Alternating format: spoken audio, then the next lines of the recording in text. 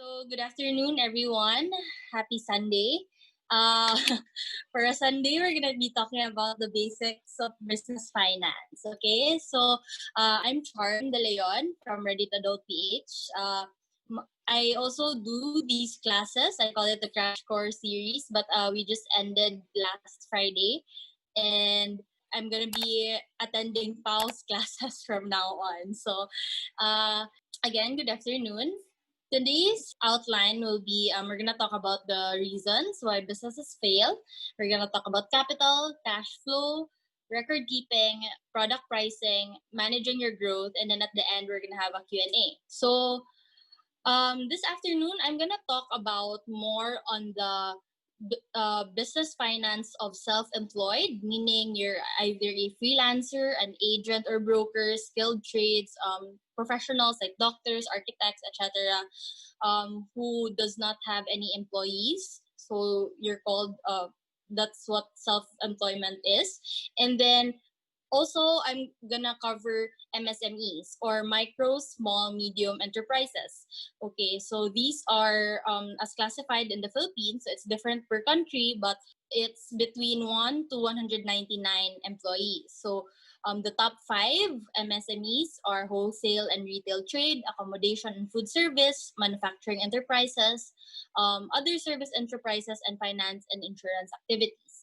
Okay, so the reason why I'm covering more of like the startup and smaller scale businesses is because if we try to cover the entirety of the business finance, especially if we move on to large corporations and the technical side of accounting and bookkeeping, first, I can't really talk about that. Again, I'm not an accounting graduate. And also, we're not gonna finish. So I'm gonna cover the basics.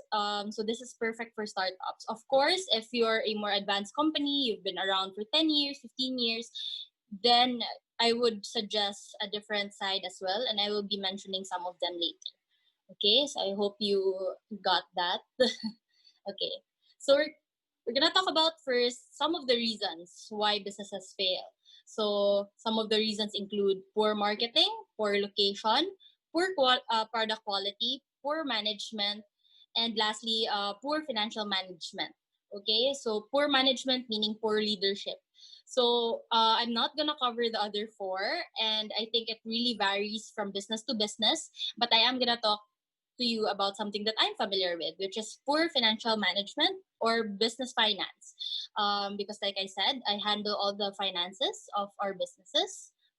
So in the poor finance management, we're gonna talk about insufficient capital, poor cash management, poor record keeping and controls, improper product pricing, and uncontrolled growth. Okay, we're gonna go through them one by one. Don't worry if you're kind of overwhelmed right now, but yeah. First is insufficient capital. So it's not giving your startup time to grow. What does that mean? So when you're starting a business, here are some things that you have to consider. When you're starting out, it will take time for people to find you and buy from you or get your services. Okay, so in some of the cases, I will be talking about services as also a type of product, because if you're a service-based company, then your products are your services. Okay, so it will take time for people to, for example, you have an Instagram business or an online business, it will take time for them to find your page, to finally have enough trust to buy from you, because sometimes they're gonna wait for some reviews, they're gonna wait for someone who has ordered from your business. So it's gonna take time. And when you're starting out, you shouldn't expect to make back your capital right away or at all. That might be contradicting to why you're starting a business, but making back capital is actually not guaranteed. But if it does, if you do make back your capital, it can take a few weeks or even a few years. It depends on the scale of your business and your business model. Okay, so next are payment delays. This is more common for service type industries, but also if you're selling products and you're catering to, let's say, especially if you get bulk orders from companies or from the government. So I have a friend who supplies uniforms to the government, diba? It's a really big order. Let's say it will be like millions worth, but it will take time for them to process the payment. And you're already out all your resources and supplies, right? You've already paid your people, you've already paid for the raw materials. So you need to um, expect that when you want to take bigger clients, which is also good for the growth of your company or your business, it might entail some payment delays. And that's because of the process that they have to go through as a company. So for us, we're a medium company. Payments can take up to 2 weeks, but that's because we need signatories. It has to go through our accounting. It has due process. But when you're dealing with, example, I've dealt with companies like and I'm not saying they're bad. It's really just the process, like Globe or Food Panda or Phoenix. It's really a business practice that payments can take from 30 to 60 days, and they tell you that ahead before you accept the deal. So here are just some things that you have to consider. So that means that when you're starting a business, the usual is maybe around 6 months. Again, it depends on your business type and model, but usually 6 months, you have to expect that you're not gonna be at your best shape just yet. Okay. Okay. Talking about capital, I'm gonna briefly talk about where you can get capital, because I'm sure some of you are interested if you don't know yet. So first is bootstrapping. Bootstrapping is basically funding yourself or getting funds from easily accessible people like your friends, your family, your relatives. And the good thing about this is you don't really have a lot of paperwork. And also, majority of the times, you can't get too much. You're not guaranteed an exact amount or a really big amount, right? And then crowdfunding. So if you're familiar with Kickstarter or Spark Project Philippines, crowdfunding. So you basically just need to explain your product, take pictures of your product, and then people will then fund products they believe in, and then you can manufacture it or make it in bulk, right? And then seeking funds from incubators and accelerators, seeking angel investors, seeking venture capital. So incubators, accelerators, angel investors, and VCs are very similar. This is in order. Usually the seed or the beginning, the startup fund is coming from incubators and accelerators, and then angel investors, and then venture capital. So the difference between angel investors and VCs are, angel investors are usually rich people who want to lend money to you, and these are mostly in exchange for shares of the company. And venture capital is a company that really funds businesses. Okay. So if you're interested in those, maybe you guys can check out Shark Tank. It's a very simplified version of how pitching and funding works, but you can really learn a lot, especially if you're starting out. Okay, and then funds from winning contests. Of course, this is a niche source of capital, because it also depends if there are any contests that apply to your field. So usually tech companies join a lot of competitions. And then bank loans and loans from microfinance providers. Microfinance providers are basically non-bank corporations. So loans, and then government programs. DTI has a lot of programs that support and even give capital to MSMEs. So, and then also credit cards. With credit cards, I'm talking about if you're purchasing, for example, you're baking cookies. It's always the baking cookies. That's the example, no? But yeah, example, you're baking cookies. You swipe on your credit card all the ingredients that you have to buy, and then and then you get paid, and then you pay your credit card. So as long as you pay it in full, it's a great tool to use when you're starting a business. And also, um, when you're drop shipping, if you guys are familiar with drop shipping, you need also a credit card. It works the same. You pay for the products, you ship it to your customers, and then when your bill comes, then hopefully you've already been paid, then you pay your credit card in full. Okay, so you can learn more about these types of sources of capital on your own, I guess, so that we don't, take it doesn't take up too much of our time. Yeah, I'm sorry, guys. You might be craving some cookies, as I will be stating them as examples throughout the um the class. Okay, the if you guys are familiar with Mark Cuban, he's one of the owners of uh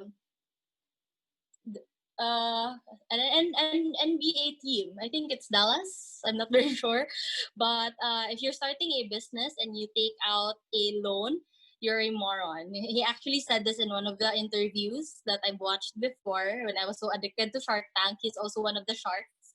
Um, this doesn't always apply to people, but I believe that I actually agree. If you're just starting out a business, especially if you're not so familiar with how businesses work yet, and you're still like dipping your toes in the water, I would really suggest bootstrapping first. It has the least liabilities. I mean, you can forgive yourself, or your family's gonna forgive you if you don't pay back your loan. But if you borrow money from banks, from loan sharks, if you borrow money from even investors, you owe them a certain amount, right? You have a responsibility and a liability to them that you don't want dragging you forever just in case your business fails, because in reality majority of them don't really care what you do with the money, and um if your business succeeds or not. Okay, so if it's a small scale business, then bootstrappers, work, save money, or like do increments of growing your business. Okay. Next is poor cash management. Okay, so this is the most critical part of them all. Um, I already mentioned this in my personal finance 101 class, but always separate your business income from personal income. For those who has attended my classes before, like the personal finance 101 and how to start a business, some of these points might seem redundant, but that's because they're important. Always separate your business income from your personal income. This is true especially if you're self-employed, you're a professional, you're a freelancer, you're an agent or broker. The tendency is you're gonna mix all your money in one bank account, and that's not healthy for both you and your business. Okay, so prioritize your savings for emergencies, rainy days, and expansions. So I made this illustration for the personal finance class for you to imagine if you're a company. So for this class, you are actually a company, even if you're actually a business. Okay, even if you're a company of one or two people, you are still a business. And when you get your income, you should always give uh, to your savings first, so that you can potentially expand and grow your company.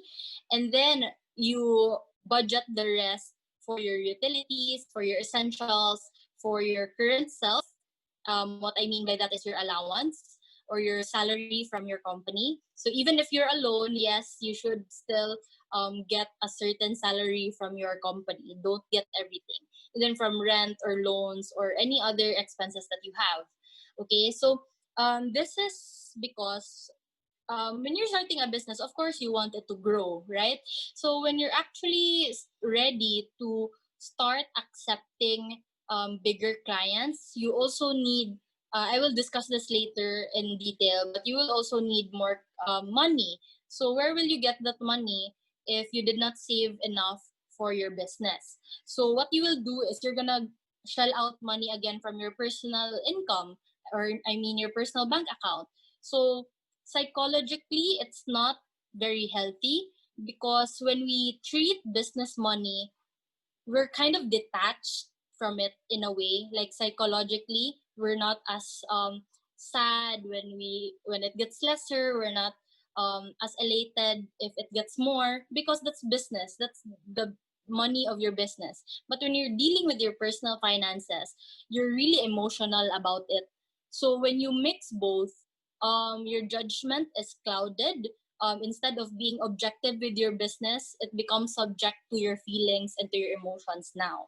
Okay, so this is especially true, again, for freelancers and self-employed people, because that's the hardest to separate.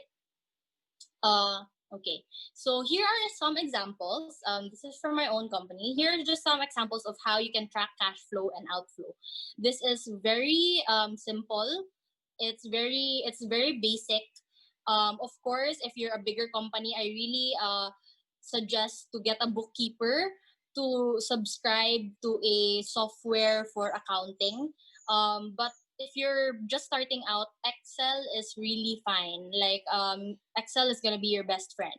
Okay, so it's very simple. Like what I did here: date, type of transaction. The type of transaction is if it was deposited, if I got the check, if it was bank transfer or electronic banking, etc.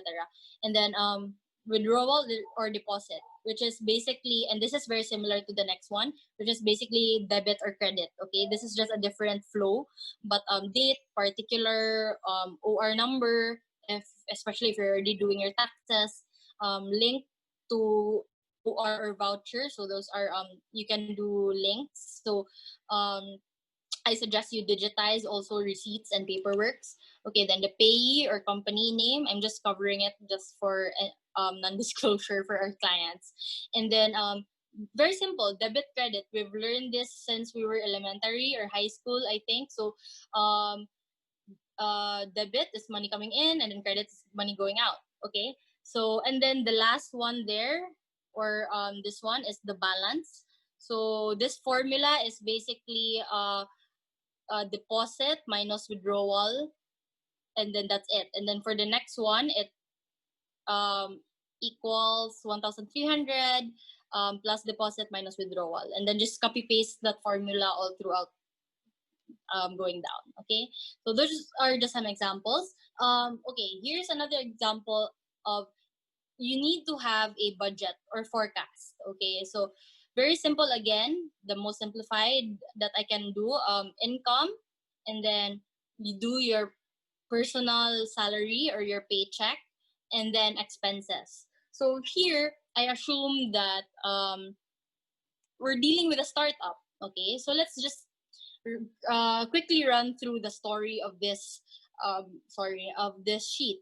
Okay, so January 2019 it started. Okay, so he had money from client 1, client 2, client 3, client 4, and then he has a retainer fee from recurring clients, and then that's a total of 74,000. Let's just say he says, okay, I'm just gonna pay myself 20,000 per month. That's enough for me, and because I want my business to grow. Okay, so he spends that money on utilities like his Wi-Fi, because let's say he's a freelancer, he's a freelance graphic artist.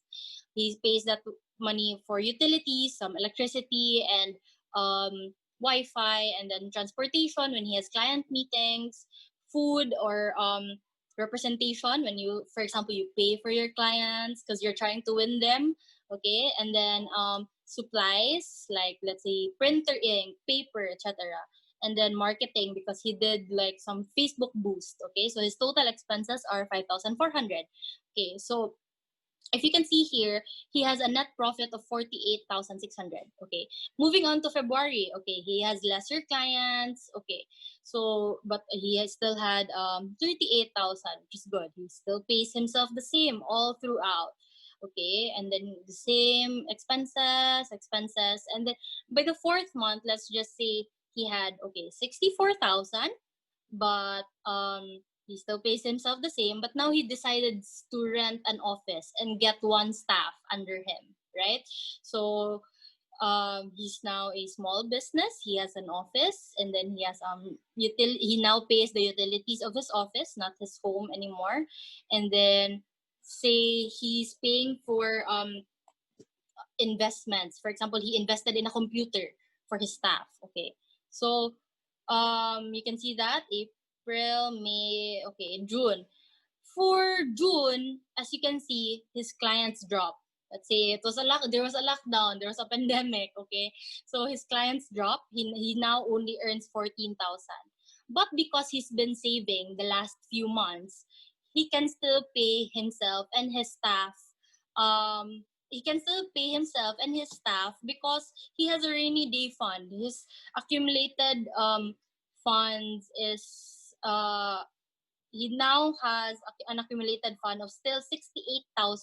So he's good for a couple more months of expenses and salary, right? Maybe 2 or 3 more months for them to look for more clients. Okay, so that's just a really simple example of why I believe even if you're the owner of your business, you should only pay yourself a certain amount. For us, for example, we usually start at minimum wage, even for my partners, or even if I am the owner of my sole proprietorship, or I'm the business owner of I'm alone basically, so I'm self-employed. So I still pay myself a controlled amount that I can set my expectations to every month. Okay, so I hope that was clear, and I hope that was helpful. Next, okay, so also pala, you identify fixed cost and variable cost. So in the times where you have to cut cost, you can check the variable cost first, and then maybe adjust the fixed cost if you still really need to bring down your expenses. Okay. And the next is we're gonna talk about poor record keeping and controls. Okay, so I subtitled this as the boring part because a majority of the people really don't like this part, but this is very important also for your business's financial records. Okay, so record keeping and control, basically it's for tracking and forecasting, and also for security. Okay, so what do I mean by tracking and forecasting and security? Okay, for example, again, you're a small business, cookie business. Okay, always keep all your receipts so that your expenses, recording of your expenses is accurate. You won't be ballparking it because ballparking in a business is very dangerous.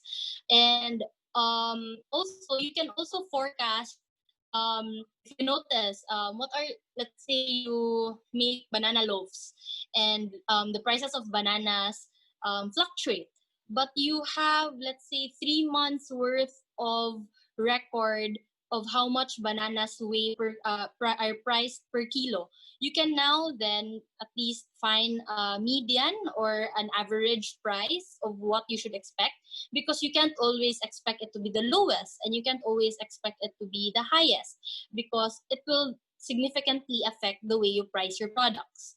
Okay, and then display permits and file contracts. This is, of course, when you're already dealing with clients. This is when you're registered already. But I would really suggest to keep digital files of your business permits, your BIR certificate, your DTI, whatever, all your papers, your contracts with your landlord, with your clients, because it's really just easier. It's way smaller. I think Dawn C mentioned this in her organizing class, but like everything is just in your laptop, it's just on the cloud. It's way less space consuming also. So file records, receipts, everything digital. So of course you still need to have physical contracts and physical permits, but always keep a digital file. So for example, like right now, we don't have access to our office. Our landlord is not allowing us to go in, also because our rent is he's stopping our rent for a while. So we don't have access to our office. So it's a good thing that I have a copy of all our bank records, like our bank account numbers. So I have all the numbers for them. I can easily, and I have digital banking as well, so I can just pay our salaries from the comforts of my home. So it's really important. I think a lot of you can really agree during this time that how important keeping digital files is. Okay, and next is if you have employees already, keep their records, their payrolls, and their benefits. Okay, so even like their, when you started to hire them, their biodata, their NBI clearance, keep all of those, their payroll history. So for example, like right now, again in the lockdown, Dole and SSS gave an assistance of 5 or 6,000 pesos. So they will be asking for the payroll records of all your employees. So if you didn't keep a digital file of that, then it's either we'll be making up the numbers, or because we also have like 50 employees. So of course it's hard to memorize all of that, right? So and also their benefits. Okay, so record of all the SSS, PhilHealth, and etc. Okay, so next is control. So that's record keeping all the files intact, being organized. Record control is securing those files and making sure that only eyes that are allowed to see can see those files. So for example, employee records and payroll, that's quite sensitive in the office space, right? Majority of the people do NDAs for you can't let your other employees, co-workers know how much you earn, because it's gonna be like competitive and everything, especially in a big workplace or if you have lots of employees.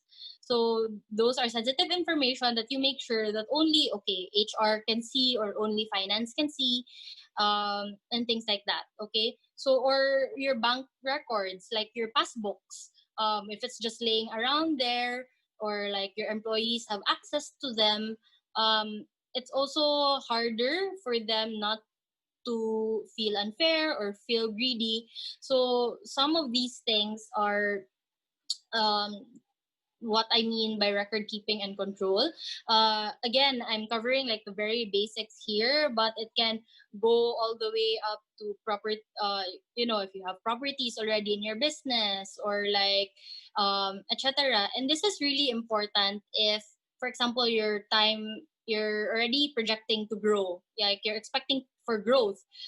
If you want to take out a loan banks also ask for your financial statements, and um diba? And banks would know if you make them up. So yeah. And then next is improper product pricing. Okay, so this is what a lot of service industries have a hard time doing, pricing their products properly, products and services. Okay, you think you're earning, but you're really not. Okay, let's talk about services first.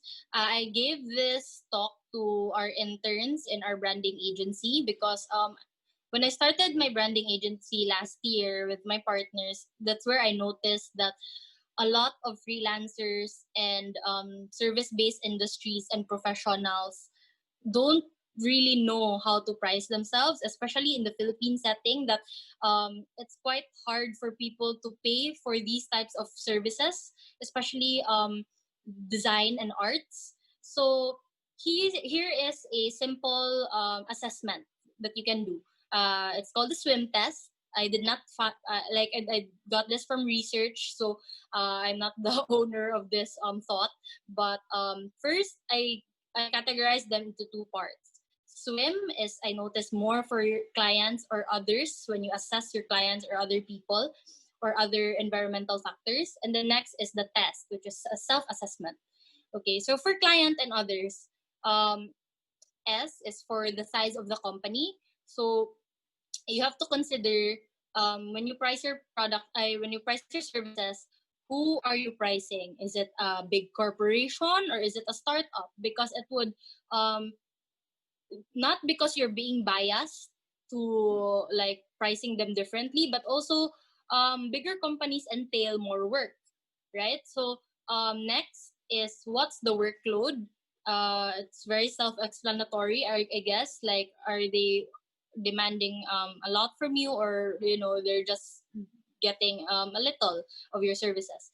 And then impact it will have. So for example, let's talk about graphic design. For example, it's a logo. If it's a logo that's just gonna be used in social media platforms for a small business, then you're gonna price it differently from a company that's gonna have billboards, that's gonna have signages, that's gonna have stickers all over their products and manufacturing labels, and it's gonna be everywhere, right? So the impact your service will give to your client is also different. So even if, let's say, the workload is the same, basically creating one logo, it's gonna have different impacts. So on the side of the clients also, they are willing to pay more for something that they're gonna be using a lot of, right? And then next is market rate. So this is basically comparing yourself to other people in the same field or other businesses in the same field, comparative analysis if you must.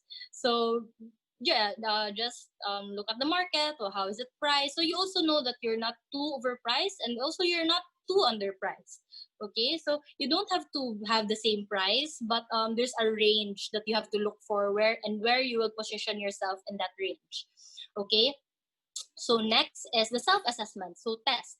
How much time will it ask from you? How much time will it need to complete that workload? Because this is also, you will assess if it is worth your time or not.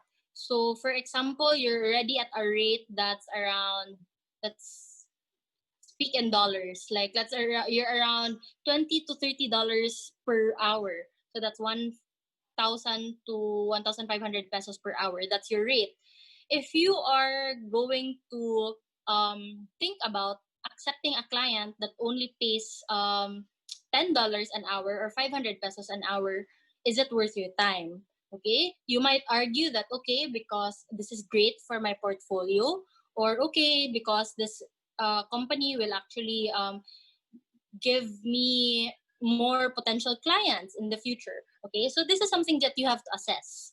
And then experiences you have. Okay, so if you are highly skilled in this particular service, then you can price yourself more as compared to something that you still have to learn. So for example, the package is okay, I need a logo and I also need an animated version of the logo. Okay, I'm an expert at making logos already. I'm an expert at Photoshop, Illustrator, and other softwares, but I'm kind of new with animation and video editing, I guess. So you have to assess if you have the experiences to meet your clients' demands and need, with the time frame also that they need. Okay, so next is skills that you can offer. This is very similar because the experiences also, if you have previous clients that has that, you already have a portfolio of making that particular product. And then, yeah, so it's interchangeable experiences you have and the skills you can offer. And then next is the traits of your clients. Okay, this is kind of like an added thing. If you can, okay, let's just say this client pays very well, but also this client is not very good for your mental health. That means this client is abusive, um not abusive like physically, but maybe verbally. Like this client always puts you down and always like ask for so many revisions that you can't really take. So in some way, it's also good to forgo that client, even if they pay right. Because also, again, if you're self-employed, you have to take care of yourself because you're your most important capital. You're the human capital, okay? Which I think is way more important than financial capital, because if there's no person leading the ship, it's just an empty ship. It's just an empty vessel, diba? So this is for some, it might be the last thing they have to consider because, of course, you're a business, you have to earn money. But it's something, if you already have the luxury to consider it and deny clients that causes you a lot of headaches, then, maybe it's something that you can forgo. Okay? So, okay, with services and products as well, I always say this, take everything into account. For example, especially the intangibles, things that you can't, things that are basically not the raw materials. So, for example, your time. How much is your time worth? Your transportation and your logistics from the meetings that you have almost like twice a week.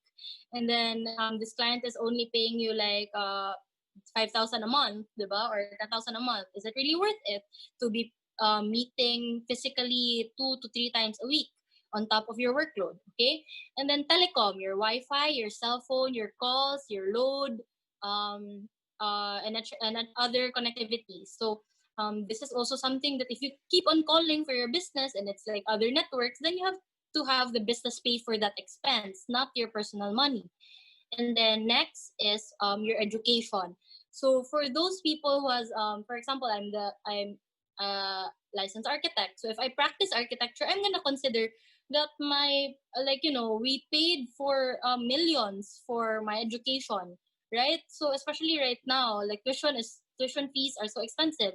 Or if you did not study it in college, all your online education, like all your time watching YouTube videos or all your time watching master classes and online classes, and some are even paid for, right?